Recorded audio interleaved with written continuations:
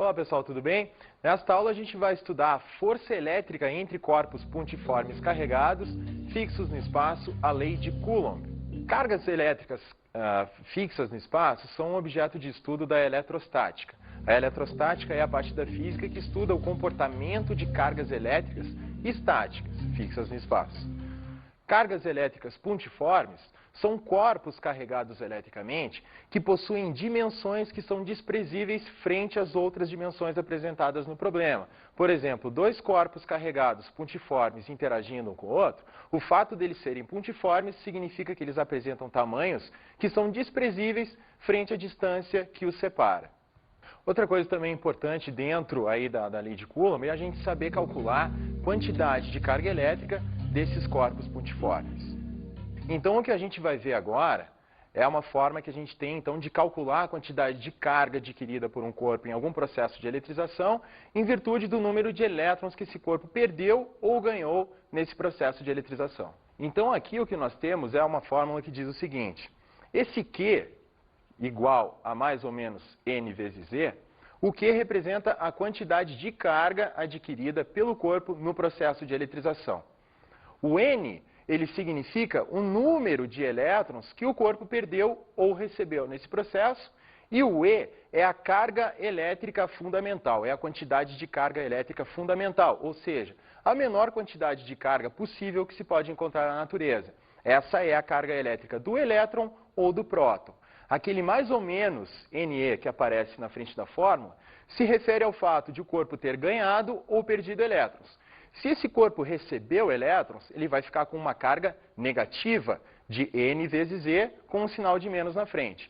Se esse corpo perdeu elétrons, ele vai ficar com uma carga positiva, então o sinal de mais vai ficar na frente, então ele perdeu elétrons, então ficou com um excesso de cargas, que é mais N vezes E. Então agora a gente vai resolver um exemplo prático, então, de aplicação dessa fórmula. O que a gente vai ter é um corpo que perdeu um certo número de elétrons, que é o que a gente vai calcular. E esse corpo adquiriu uma quantidade de carga igual a 16 microcoulomb.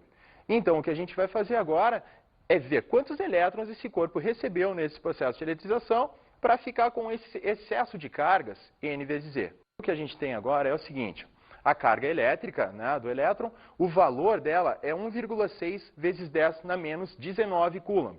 Isso é um valor muito pequeno. 10 na menos 19 significa 0,18 zeros mais 1,6. Então, isso expressa o fato de que a quantidade de carga de um elétron ou de um próton é uma coisa muito pequena. Agora, a gente quer calcular o número de elétrons que um determinado corpo recebeu num processo de eletrização ao adquirir uma quantidade de carga de 16 microcoulombs, ou seja, 16 vezes 10 na menos 6 coulombs. Então, a quantidade de carga desse corpo, o Q igual a N vezes E da fórmula, no lugar do Q, a gente coloca o 16 vezes 10 na menos 6 coulombs. Isso vai ser igual a N, que é o número de elétrons que nós queremos calcular, multiplicado pela carga de cada um dos elétrons, 1,6 vezes 10 na menos 19. Então, se nós temos a carga total adquirida pelo corpo no processo, nós sabemos qual é a carga de cada um dos elétrons, fica muito fácil a gente saber, então, qual foi a quantidade de elétrons que foi perdido ou recebido nesse processo. Como ele ficou eletrizado negativamente, ele recebeu um número N de elétrons, que vai ser igual, então, a 10 na 14 elétrons, resolvendo aquela fórmula. Então, resumindo o que nós fizemos, nós igualamos a quantidade de carga adquirida pelo objeto, 16 microcoulombs, ao número de elétrons vezes a carga de cada um dos elétrons. Que a gente sabe que cada elétron tem uma carga de 1,6 vezes 10 na menos 19 coulombs, né?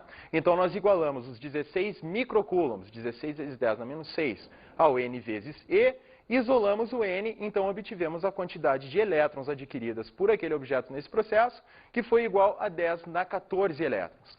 Isso é uma quantidade de elétrons muito grande, visto que se você tiver um número, por exemplo, 10 na 6, é igual a 1 milhão. Então, aqui nós temos vários elétrons sendo adquiridos por esse objeto nesse processo de eletrização. E nós sabemos que corpos carregados com cargas de sinais contrários se atraem e corpos carregados com cargas de sinais iguais se repelem. Então, é disso que trata a lei de Coulomb. A lei de Coulomb trata especificamente do cálculo da força de atração ou repulsão entre corpos pontiformes carregados eletricamente. Então, para a gente determinar a força de atração ou repulsão entre dois corpos carregados, a gente vai precisar determinar três coisas, que são a direção, o sentido e o módulo dessa força. Como a gente está tratando de força, isso é uma grandeza vetorial, para a gente expressar, caracterizar bem uma grandeza vetorial, é necessário descrever essas três propriedades, a direção, o sentido e o módulo. A direção da força que atua entre dois corpos carregados, como a gente pode ver aqui, a direção ela é dada pela reta que une esses dois corpos pontiformes. Sempre que você tiver dois pontos no espaço, através desses pontos só pode passar uma reta, né? Então nós temos esses dois corpos pontiformes, Q1 e Q2, que são corpos muito pequenos, eles têm tamanhos desprezíveis frente àquela distância que os separa. Então se você passar uma reta através desses dois corpos, você vai ter a direção da força elétrica que está atuando entre esses dois, força de atração ou de repulsão. Para definir o sentido, a gente precisa saber quais são os sinais das cargas envolvidas nesse processo. Vamos dar uma olhada? Quando a gente tem cargas com sinais iguais, a gente sabe que essa força eletrostática ela é de repulsão. Então, o que nós temos no desenho de cima são duas cargas positivas interagindo em um certo local do espaço. Portanto, as forças que atuam em cima delas são forças de repulsão que apontam para fora, né? Se a gente for olhar para dentro e para fora com relação às cargas ali, então são forças que repelem essas cargas. A mesma coisa acontecendo entre cargas pontiformes carregadas negativas. Então a gente está vendo que a direção da força, essas setas que representam a força, esses vetores, eles estão colocados na direção da reta que une essas duas cargas e os sentidos são dados pelos valores, pelos sinais das cargas. Se as cargas tiverem sinais iguais, força de repulsão, tanto para cargas positivas quanto para cargas negativas. E o que acontece quando nós temos corpos carregados com sinais opostos? Acontece uma atração entre eles. Então, a direção da força vai ser definida pela direção da reta que une as duas cargas e o sentido da força será dado pelo sentido da atração. Um corpo atraindo o outro mutuamente. Os dois corpos se atraem mutuamente, dando o sentido da força, então. Então, agora que nós já definimos qual é a direção, qual é o sentido do vetor força elétrica que atua entre dois corpos carregados, a gente precisa definir agora, então, o módulo dessa força, ou seja, a sua intensidade. E é disso que trata especificamente a lei de Coulomb. A lei de Coulomb ela fala da intensidade, do módulo desse vetor força. Nesse exemplo que nós temos aqui na figura, nós temos dois corpos carregados pontiformes, Q1 e Q2, separados por uma distância d no espaço. Essa distância ela sempre é medida na direção da reta que une as duas cargas. Então, nesse nosso exemplo, nós temos dois corpos com cargas de sinais iguais, pode ser positivas ou negativas, porque a força que está representada aqui é uma força de repulsão, né? Então, agora a gente vai aprender a calcular o módulo dessa força F que está representada na figura. Essa expressão aqui, ó, diz que a força ela é igual ao produto do módulo das duas cargas, ou seja, a quantidade das duas cargas, carga Q1 e Q2, uma multiplicando a outra, isso tudo dividido pela distância que separa as duas cargas elevadas ao quadrado. Na frente disso tudo, a gente tem uma constante multiplicando essa expressão. Essa constante ela é a constante eletrostática do vácuo. Ela é uma coisa que depende do meio, mas a constante eletrostática do vácuo ela tem um valor bastante conhecido. O valor da constante eletrostática do vácuo é igual a 9 vezes 10 na 9, Newton metro quadrado por Coulomb ao quadrado. Então, voltando à nossa fórmula, a gente pode analisar algumas coisas interessantes com relação à intensidade da força que atua entre dois corpos carregados separados por uma certa distância. Bom, o que essa fórmula aqui está dizendo é o seguinte: quanto maiores forem as quantidades de carga envolvidas, ou seja, quanto mais carregados estiverem esses corpos, mantendo a distância entre eles constante, maior vai ser a intensidade da força. Isso é uma coisa bastante intuitiva. Quanto mais carregados os corpos estiverem, maior vai ser a intensidade da força de atração ou de repulsão entre eles. A dependência com a distância também é uma coisa bastante intuitiva. Você imagina que à medida que você afasta dois corpos carregados, à medida que eles ficam mais distanciados, a intensidade da força entre eles fica cada vez menor. E aqui tem um fator muito importante, que é um fator da distância elevada ao quadrado. Quanto mais você aumenta a distância, ainda mais vai ficar menor essa força por causa desse fator ao quadrado. Essa força ela fica muito pouco intensa à medida que a distância vai aumentando. Então, quanto mais carregados estiverem os corpos, maior vai ser a intensidade da força, e quanto maior for a distância entre eles, menor vai ser a força que atua entre esses caras, tá certo? Então agora o que a gente vai ver é uma enquete aí na rua a respeito de Coulomb. Se as pessoas já ouviram falar a respeito de Coulomb, então vamos dar uma olhada. Na verdade, o nome dessa lei, a lei de Coulomb, ela é dada em homenagem ao físico francês Charles-Augustin de Coulomb, que realizou as experiências que levaram à obtenção dessa fórmula, que é a lei de Coulomb. Ele realizou uma experiência bastante interessante, que se chama a experiência da balança de torção, através da qual ele foi capaz de medir com precisão os valores da força, da intensidade da força de atração ou repulsão elétrica entre corpos carregados, em função da quantidade de carga desses corpos e da distância que os separa. A experiência, ela consiste basicamente do seguinte: nós temos aqui um recipiente a baixa pressão, onde se faz um vácuo aproximado, e dentro dessa situação a gente coloca o seguinte: são dois corpos metálicos suspensos em uma haste isolante, e essa haste isolante ela fica suspensa por um fio. O fio que o Coulomb utilizou na experiência dele era um fio de prata. Então, dentro desse experimento ainda, é possível introduzir um terceiro corpo que vai estar carregado eletricamente. Então, você introduzindo esse corpo carregado eletricamente, que na nossa figura está sendo representado por uma esferinha vermelha, o que vai acontecer? Aqueles corpos azuis, eles vão ser atraídos ou repelidos por aquela esfera vermelha, dependendo dos sinais, se eles forem iguais ou diferentes, né? Então, você vai ter uma torção naquele fio de prata. Aqueles corpos, aquele sistema constituído pelas esferinhas azuis, eles vão girar em direção da esferinha vermelha, e a partir disso, então, ele obteve a expressão da lei de Coulomb. De que forma? Ele media a força de torção naquele fio de prata, né, porque esse fio ele sofre uma torção, então é possível de medir a intensidade dessa força com a qual o fio é torcido. E em função disso também, você vê a distância inicial entre os corpos no momento ali do começo da experiência, e isso pode ser visto através daquela fita amarela graduada que nós temos por fora do experimento. Esse recipiente ele é feito de vidro, de alguma coisa que seja transparente, na qual ele pode observar então por fora. Então, o que o Coulomb observou na sua experiência é que à medida que ele aumentava a quantidade de carga daqueles corpos envolvidos, maior era a força de torção no fio, portanto, maior a força de interação eletrostática. Quanto maior a distância que separava aquelas cargas inicialmente, menor o valor da força. Então, ele obteve uma expressão que dava a força como sendo inversamente proporcional ao quadrado do valor da distância. A gente pode visualizar melhor esses valores através de uma tabela que a gente pode construir assim, uma tabela da distância e do módulo da força. O módulo, ou a intensidade da força, em função da distância que separa os dois corpos. Se a gente tiver inicialmente uma distância d separando os dois corpos, a intensidade da força a gente pode chamar ela de F. Dobrando o valor da distância entre os corpos, ou seja, tendo uma distância de 2d, o que se obtém é que o valor da força fica 4 vezes menor, ou seja, F dividido por 4. Se nós triplicarmos o valor da distância, se a distância ficar 3 vezes maior, nós obtemos então que o valor da força fica 9 vezes menor. Então aqui vocês já podem observar a dependência que existe entre a distância, aliás, o quadrado da distância e o módulo da força.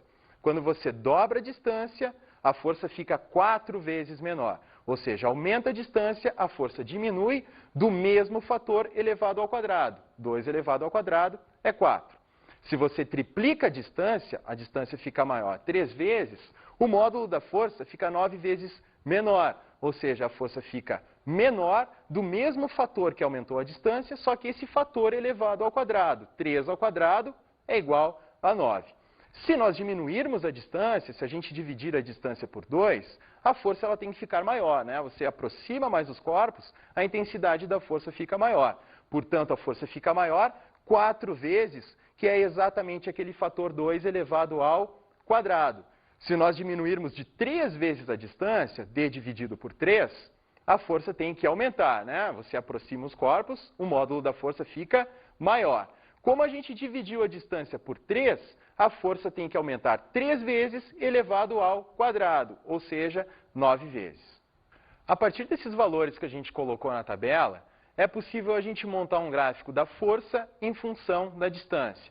Então, olha só, o que a gente fez aqui foi colocar os valores da força no eixo vertical, ou seja, eu tenho a minha variável dependente. A variável independente, aquela que pode variar de forma livre, é a distância que está colocada no eixo horizontal. Então, o que aquela expressão da força em função da distância me diz é que à medida que eu aumento a distância, o valor da força diminui. É o que a gente pode observar a partir desse gráfico. À medida que você caminha para a direita ao longo do eixo horizontal, que é o eixo das distâncias, o valor da força vai despencando, vai ficando cada vez menor.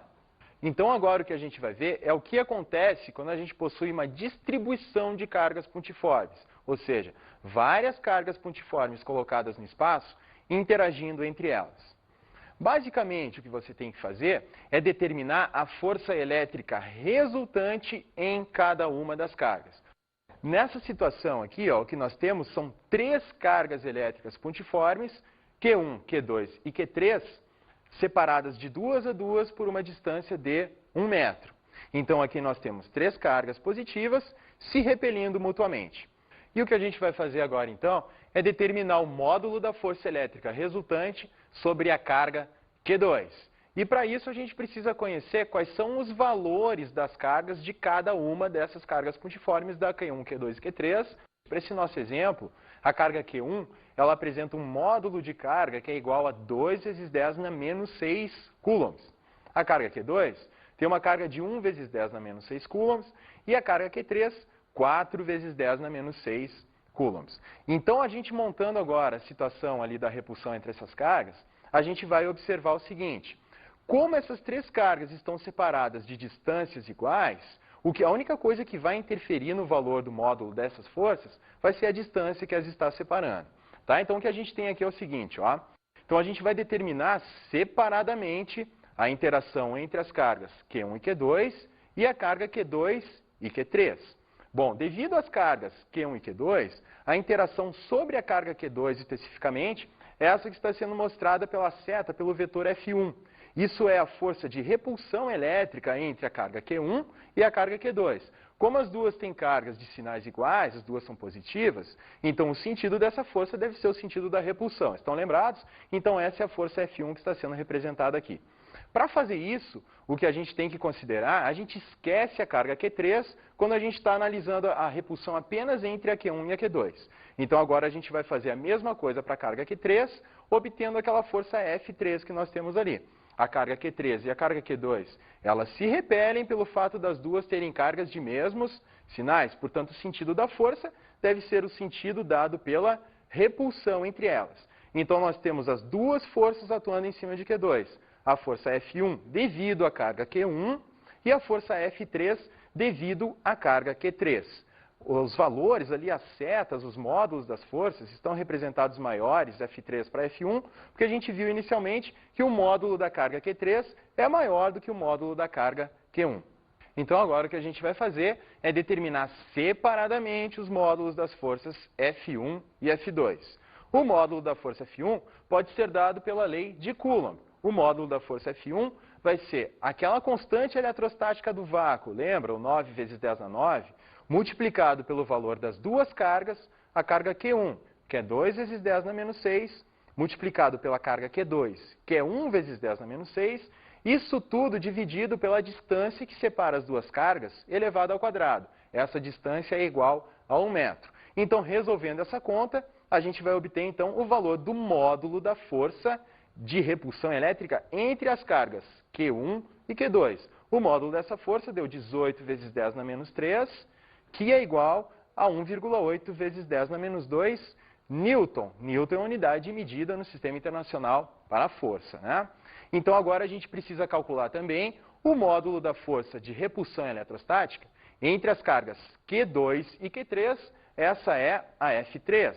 Então, a gente procede da mesma maneira. A constante eletrostática do vácuo, que é o 9 vezes 10 na 9, o produto das duas cargas, 4 vezes 10 na menos 6, vezes 1 vezes 10 na menos 6, essa é a Q3, essa é a Q2, isso tudo dividido pela distância que separa as duas elevada ao quadrado. Resolvendo essa conta, a gente obtém 36 vezes 10 na menos 3, que passando para a notação científica é exatamente igual a 3,6 vezes 10 na menos 2 newtons.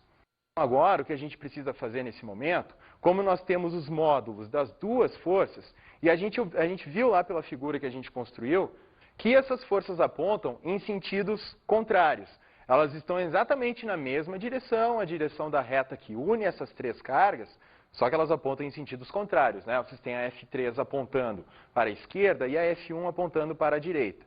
Como vocês sabem lá do cálculo, né, de somas de grandezas vetoriais, quando a gente tem dois vetores exatamente na mesma direção, apontando em sentidos opostos, para determinar qual é o módulo do vetor resultante, a gente precisa fazer um módulo de um menos o módulo do outro. No caso, a gente pega o módulo do vetor maior e faz menos o módulo do vetor menor, então a gente obtém o resultado, que é o vetor resultante. Nesse caso, vai ser então a força resultante elétrica atuando sobre a nossa carga Q2, que vai ser exatamente igual, então, à força resultante, né, vai ser a F3 menos a F1, porque a gente viu que a F3 justamente é maior em módulo do que a F1. Então a gente faz a maior menos a menor, que é 3,6 vezes 10 na menos 2, menos 1,8 vezes 10 na menos 2, e o resultado disso tudo, então, vai dar 1,8 vezes 10 na menos 2 newtons.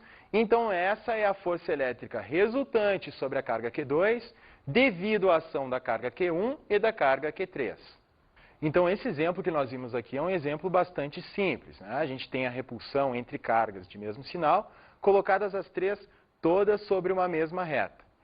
Podem aparecer exemplos mais complicados de cargas interagindo no espaço, sendo distanciadas de maneiras diferentes, ou seja, não estando colocadas todas elas sobre uma mesma reta. Dessa forma, a gente vai ter um cálculo desse valor do módulo, da intensidade da força, que vai ser uma coisa mais complicada.